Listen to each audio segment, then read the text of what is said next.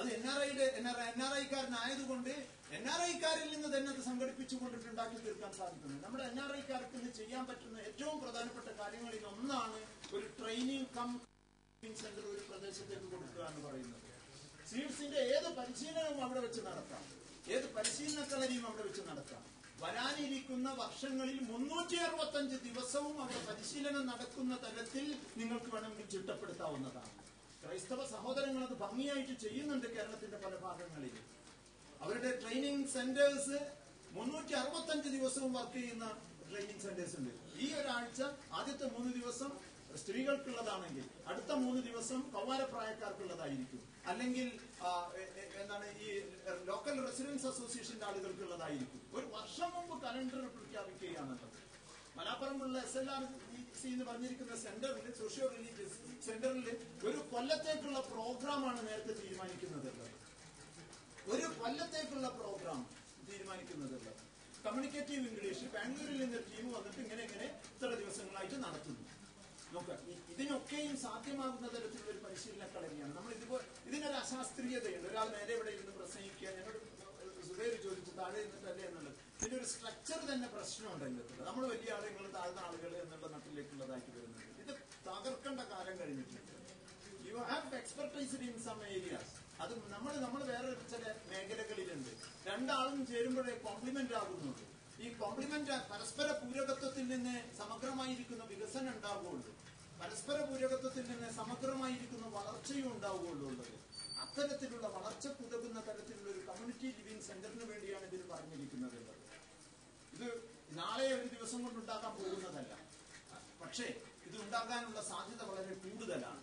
ഇത് ഉണ്ടാകാതെ പോയിട്ടുണ്ടെങ്കിൽ ഈ മേഖലയിലുള്ള പല വളർച്ചയും നിങ്ങൾ തന്നെ നിങ്ങൾക്ക് വിഘാതം നിൽക്കുന്നതായിട്ട് മാറാനും സാധ്യതയുണ്ട്. ഡോക്യുമെന്റേഷൻ സെന്ററിനെ കുറിച്ച് പറഞ്ഞിരിക്കുന്നത് ഞാനിത് അവിടെ ഇവിടെയും കിടക്കുന്നത് പറയുകയാണുള്ളത്.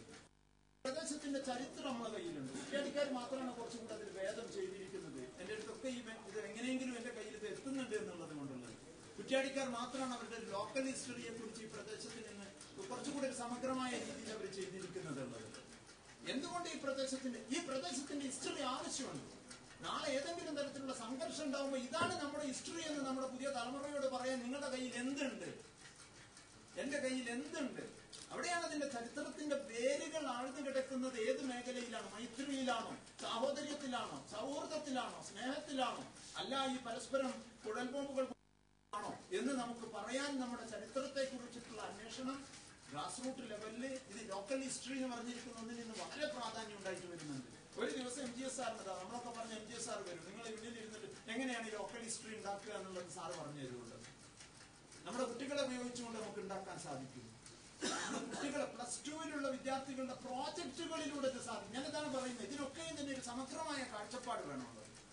നമ്മൾ ഹ്യൂമാനിറ്റീസ് പഠിക്കുന്ന കുട്ടികളെ കൊണ്ട് സർവേ നടത്തിക്കുന്നു. അവർക്ക് സർവേ നടത്താനുള്ള വകുപ്പുണ്ട്, അവർക്ക് സർവേ നടത്തേണ്ടതുണ്ട്. പക്ഷെ അവരുടെ സർവേയുടെ റിപ്പോർട്ട് വെറുതെ ഒരു പ്രോജക്റ്റ് ആയിട്ട് ഇപ്പൊ നമ്മുടെ പല കുട്ടികളും ചെയ്യുന്ന പ്രോജക്റ്റുകൾ അവർക്കോ സ്കൂളിനോ സമൂഹത്തിനോ സമുദായത്തിനോ ഒരു ഗുണമില്ലാത്തതാണുള്ളത്. ഞാൻ അടക്കമുള്ളവർ പറയാനുള്ളത്. മറിച്ച് അതിനൊരു ഇന്റഗ്രേറ്റഡ് സ്വഭാവം ഉണ്ടാക്കി വെക്കുകയാണെങ്കിലുള്ളത്. ചൈൽഡ് ഡെവലപ്മെന്റ് സെന്റർ എന്ന് പറഞ്ഞിട്ട് തിരുവനന്തപുരം ആസ്ഥാനമാക്കി പ്രവർത്തിക്കുന്ന ഒരു സ്ഥാപനം, അവിടെ വരുന്ന വിദ്യാർത്ഥികളെ ഉപയോഗിച്ചുകൊണ്ട് സെൽഫ് എസ്റ്റീം, ചെറുപ്പക്കാരുടെ സെൽഫ് എസ്റ്റീമിനെ കുറിച്ച് പഠനം നടത്തി. അത്ഭുതമായിരുന്നു. 200ഓളം ആളുകളെ കേരളത്തിന്റെ പല ഭാഗങ്ങളിൽ നിന്ന് വന്നവരെ കൊണ്ട് ഡാറ്റ കളക്ഷൻ നടത്തിച്ചു. +2 വിദ്യാർത്ഥികളെടുത്ത് ഈ ഡാറ്റ കംപ്ലീറ്റ് എടുത്തിട്ട് അവിടെ സ്റ്റോർ ചെയ്തു. അതിന്റെ അടിസ്ഥാനത്തിൽ അവർ അതിനൊരു സമഗ്രമായ പദ്ധതി ഉണ്ടായി. നമുക്ക് ഇതിന് കുറച്ചൊരു തല ആലോചിക്കാം. ഡോക്ടർ MKC നായർ എന്ന് പറഞ്ഞിരിക്കുന്ന ഒരാളാണ് ഇത് ചെയ്തിരിക്കുന്നത്. സാമാന്യം സമർത്ഥനായ ഒരാളുമാണ് ഇത്. ഈ പ്രദേശത്തുള്ള ഇത്തരത്തിലുള്ള വിഭവങ്ങൾ ഉപയോഗിച്ചുകൊണ്ട് നമുക്ക് എന്തുകൊണ്ട് ഇതിനൊരു സമഗ്ര തലത്തിലേക്കുള്ള ഒരു പദ്ധതിയുടെ ഭാഗമാക്കി തീർത്തുകൂടും? ഇതിനൊക്കെ അടിസ്ഥാനപരമായ ഒരു ശാസ്ത്രീയമായ കാഴ്ചപ്പാടാണ് വേണ്ടത്. ശാസ്ത്രം എന്ന് പറയുമ്പോൾ പല ആളുകൾക്കും ഭ്രാന്ത് പിടിക്കുന്നതാണ്. പ്രത്യേകിച്ചും മതത്തോടോ വിശ്വാസത്തോടോ ഇത് ബന്ധിപ്പിക്കുമ്പോൾ കാലം മാറിക്കഴിഞ്ഞിട്ടുണ്ട്. ശാസ്ത്രത്തിന്റെ വളർച്ചയെ നമ്മൾ പലപ്പോഴും ഭൗതിക തലങ്ങളിൽ ഉപയോഗിക്കുന്നുണ്ട്.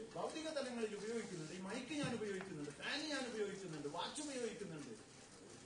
എന്നോട് ഇന്നൊരു കുട്ടി ചോദിച്ചിട്ടുണ്ട്, സാറ് സിമ്പിൾ ആകാൻ ആഗ്രഹിക്കുന്നു, എന്തുകൊണ്ടാണ് സാർ എന്നിട്ട് ഡിജിറ്റൽ ക്യാമറ ഉപയോഗിക്കുന്നത്? ഇന്ന് ഉച്ചക്ക് ഊണ് കഴിക്കുമ്പോൾ ഒരു കുട്ടി ചോദിച്ചതാണുള്ളത്. ഞങ്ങളുടെ ഉള്ളിലുള്ള ഒരു സംശയമാണ് അതുള്ളത്. സാറ് ലളിതമായിരിക്കാൻ ആഗ്രഹിക്കുന്നു എന്ന് ഞങ്ങൾ മനസ്സിലാക്കുന്നു, പക്ഷേ സാറ് ഡിജിറ്റൽ ക്യാമറ ഉപയോഗിക്കുന്നു എന്നുള്ളത്. ഞാൻ 15 മിനിറ്റ് ഭക്ഷണം കഴിക്കുന്ന സമയത്ത് ഈ കുട്ടിയോട് സംസാരിച്ചു. എന്തുകൊണ്ട് digital camera?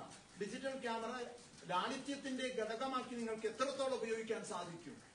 Digital camera record ചെയ്യാനോ ഡോക്യുമെന്റ് ചെയ്യാനോ നിങ്ങൾ ഫറൂഖ് കോളേജിൽ സോഷ്യോളജി ഡിപ്പാർട്ട്മെന്റിൽ ചെയ്യുന്ന ഡോക്യുമെന്റ് ഫറൂഖ് കോളേജിൽ ഒരു ഡിപ്പാർട്ട്മെന്റും ചെയ്യുന്നില്ല. ഈ ഒരു കഴിഞ്ഞ 10 കൊല്ലക്കാലത്തേക്കുള്ള റിപ്പോർട്ട് ചോദിച്ച കോളേജിൻ്റെതുള്ളത് ഒന്ന് അവിടെ തുമ്മിയത് പോലും റെക്കോർഡ് ചെയ്ത് വെച്ചിട്ടുണ്ട് നമ്മുടെ മക്കൾ. അല്ലെങ്കിൽ പത്രത്തിലൊരു ചെറിയ കുറിപ്പ് ഇന്നത്തെ പരിപാടി വന്നിട്ടുള്ളത് കട്ട് ചെയ്ത് വെച്ചിട്ടുണ്ട്, ഒട്ടിച്ചിട്ടുണ്ട്. ഇതിൻ്റെ അകത്തുള്ളത് ഡോക്യുമെന്റേഷനാണ്. ആ ഡോക്യുമെന്റേഷനാണ് ഞാൻ ഇത് ഉപയോഗിക്കുന്നത്. അല്ലാതെ ഞാൻ മറ്റൊരു കാര്യത്തിനല്ല അത് ഉപയോഗിക്കുന്നത്. കൺവിൻസ്ഡ്. നിഹാല എന്ന് പറഞ്ഞ് കടലുണ്ടി എന്ന് പറഞ്ഞൊരു പെൺകുട്ടിയാണ് എന്നോട് ഇതൊന്നും ചോദിച്ചിട്ടുള്ളത്. ഞാനിത് പറയുന്നത് നമ്മൾ ഇത്തരത്തിലുള്ള സാങ്കേതിക വിദ്യയെ തിരസ്കരിക്കുന്നില്ല. പക്ഷേ വ്യവഹാര ശാസ്ത്രങ്ങൾ, ബിഹേവിയറൽ സയൻസസ്, സമൂഹ ശാസ്ത്രങ്ങൾ, സോഷ്യോളജി, സോഷ്യൽ വർക്ക് തുടങ്ങിയിരിക്കുന്ന ശാസ്ത്രങ്ങൾ, മനഃശാസ്ത്രം പോലെയുള്ള മേഖലകൾ, ഇവയിലുണ്ടാകുന്ന വികാസങ്ങളും വളർച്ചയും നാം സമൂഹമോ സമുദായമോ വേണ്ട വിധത്തിൽ ഉപയോഗിക്കുന്നില്ല. അവിടെയാണ് നമ്മൾ പലപ്പോഴും നമുക്ക് നല്ല ഒന്നാന്തരം കെട്ടിടം ഉണ്ടാക്കാൻ കഴിയും. ഞാൻ സിമ്പിൾ ഉദാഹരണം പറഞ്ഞല്ലോ. നമ്മൾ നല്ല വീടുണ്ടാക്കുന്നു. ഞാൻ വരുന്ന സമയത്ത് കാണുന്നില്ല, കാണാൻ നല്ല ഭംഗിയുള്ള വീടുണ്ടാക്കുന്നു. പക്ഷേ ആ വീട്ടിന്റെ അകത്ത് സ്വസ്ഥതയോടുകൂടി താമസിക്കുന്ന ആളുകളുണ്ടോ? ആ വീട് ആ ചുറ്റുപാടിന് ഇണങ്ങുന്നതാണോ? ആ വീട് ഏറ്റവും ചുരുങ്ങിയത് ആ വീടിനകത്ത് താമസിക്കുന്നവരുടെ മാനസികമായിരിക്കുന്ന നിലയ്ക്ക് പൊരുത്തപ്പെട്ടിട്ടുള്ളതാണോ? അത് ആർക്കിടെക്റ്റിന് പറയാൻ സാധിക്കുന്നതല്ല. ഞാൻ എന്റെ വീടെടുക്കുന്ന സമയത്ത് 90-ൽ ഞാൻ വീടെടുക്കാൻ ആരംഭിച്ച് 98-ൽ വീട് നിർമ്മിച്ച് കഴിയുന്നതിനിടയ്ക്ക് എന്റെ തൊട്ടടുത്തുണ്ടായിരുന്ന ഒരു കുന്ന് ഒരാൾ വിലക്ക് വാങ്ങിയിരുന്നു. അയാൾ ഗൾഫുകാരനായതുകൊണ്ട് ആ കുന്നിൽ അന്ന് 98-ൽ ഏകദേശം 1.5 കോടി രൂപയുള്ള ഒരു വീടുണ്ടാക്കി. ഞാൻ 97-ൽ വീട്ടിൽ കൂടി താമസിച്ചു.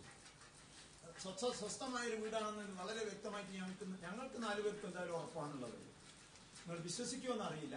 ഈ വീടുണ്ടാക്കിയ കുടുംബം, ഈ ബംഗ്ലാവ് ഉണ്ടാക്കിയ കുടുംബം കഴിഞ്ഞ 12 കൊല്ലക്കാലമായി ആ വീട്ടിൽ താമസം തുടങ്ങിയിട്ടില്ല. അത് മാത്രമല്ല, അവര് ഡൈവോഴ്സ് ചെയ്തു. എന്നിട്ട് ഇപ്പോഴും ഈ അടുത്ത കാലത്താണ് പറഞ്ഞു കേൾക്കുന്നത്. നമുക്ക് ഈ ഒരു മാനസികമായിരിക്കുന്ന അവസ്ഥയ്ക്ക് പൊരുത്തപ്പെടാനാകാത്ത തരത്തിലുള്ള വീടുണ്ട്. അവിടെയാണ് മനഃശാസ്ത്രത്തിന്റെയോ സമൂഹശാസ്ത്രത്തിന്റെയോ ഒക്കെ ആവശ്യകത നമ്മൾ ഉപയോഗിക്കേണ്ടതുള്ളത്.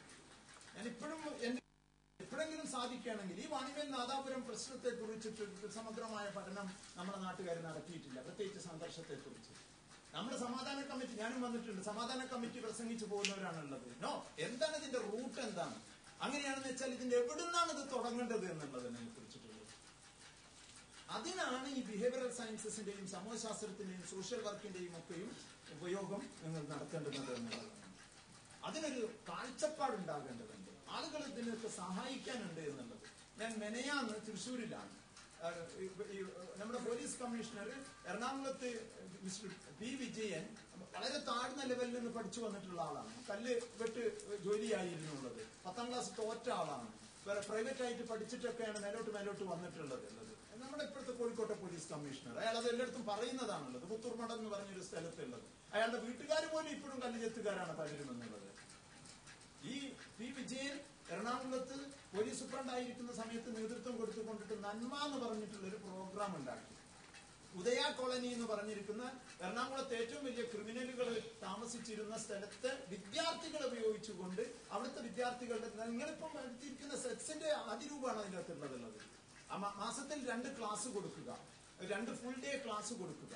അതിനൊരു പ്രത്യേക കേന്ദ്രത്തിലേക്ക് കുട്ടികളെ കൊണ്ടുവരിക. തെരഞ്ഞെടുക്കപ്പെട്ട അണ്ടർ പ്രിവിലേജിൽ മാത്രം, എയ്ഡഡ് സ്കൂളിൽ നിന്നോ ഗവൺമെന്റ് സ്കൂളിൽ നിന്നോ മാത്രമുള്ള കുട്ടികൾ, CBSE ഇല്ല എന്നുള്ളതല്ല, അല്ലെങ്കിൽ സെൽഫ് ഫിനാൻസ് ഇല്ല, ഈ കുട്ടികളെ മാത്രം ഫോക്കസ് ചെയ്തു. പക്ഷെ ആ കുട്ടികളിൽ കഴിവുള്ളവരെ അവർ തെരഞ്ഞെടുത്തു. അത്ഭുതകരമായ മാറ്റം ഉണ്ടായിട്ടുണ്ട്. ഇത് തൃശ്ശൂരിൽ ആരംഭിച്ചു. തൃശ്ശൂരിൽ PC തോമസ് എന്ന് പറഞ്ഞിരിക്കുന്ന നമ്മുടെ കോച്ചിങ് സെന്ററിന്റെ രാക്ഷസനാണ് അതിന്റെ എല്ലാ സഹായവും ചെയ്യുന്നത്. The whole project is undertaken by PC Thomas. വിശ്വസിക്കൂല എന്നുള്ളത്. കംപ്ലീറ്റ് എന്തൊക്കെ എക്സ്പെൻസ് ഉണ്ട് അത് അയാളാണ് എടുത്തിരിക്കുന്നത്.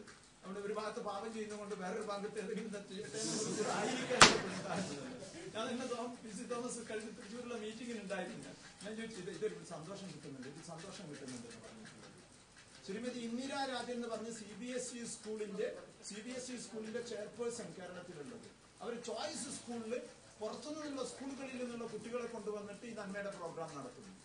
കോഴിക്കോട്ട് ഇത് ആരംഭിച്ചിട്ടുണ്ട് കഴിഞ്ഞ വർഷം. JDT, ആഴ്ചവട്ടം ഗവൺമെന്റ് ഹൈസ്കൂൾ, ഇങ്ങനെയുള്ള മെഡിക്കൽ കോളേജ് ഗവൺമെന്റ് ഹൈസ്കൂള് തുടങ്ങിയിരിക്കുന്ന സ്കൂളിലെ ജമാഅത്ത് സ്കൂളിൽ നിന്ന് തെരഞ്ഞെടുക്കുന്ന 5 സ്കൂളുകളിൽ നിന്ന് തെരഞ്ഞെടുത്തിരിക്കുന്ന 100 കുട്ടികൾക്ക് ആരംഭിച്ച